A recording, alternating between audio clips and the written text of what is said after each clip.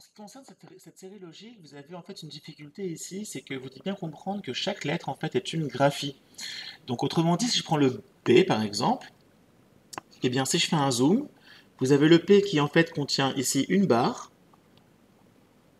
mais aussi ici une courbe. Et en fait, chaque lettre de l'alphabet, vous pouvez très bien la décomposer en autant de barres que de courbes que vous voulez. Donc effectivement, le T, voyez-vous, ça marche bien. Le T, vous avez bien effectivement ici deux barres. Par contre, il y a zéro courbe.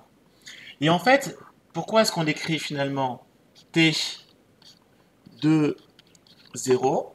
C'est pour vous dire en fait que dans T, vous avez effectivement deux barres sur les coordonnées graphiques, deux barres, mais aussi zéro courbe.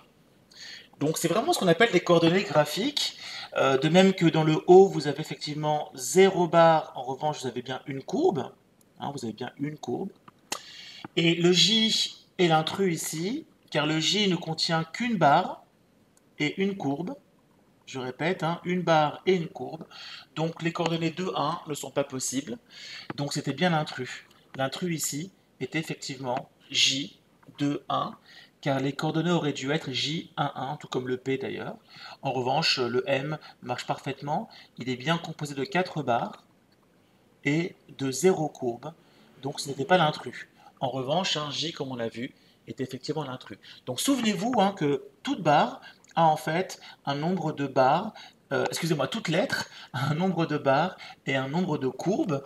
Par exemple, le G, voyez-vous, le G, ça dépend. Si on l'écrit comme ça, c'est effectivement une courbe, mais aussi une barre. Bon, maintenant, si vous l'écrivez comme ça fera effectivement ici deux barres, toujours une courbe. Donc soyez très attentif en fait à la façon dont les lettres se dessinent et vous verrez que vous trouverez souvent d'énormes analogies entre des chiffres qui seront adossés à vos lettres en fait, entre vos chiffres et vos lettres.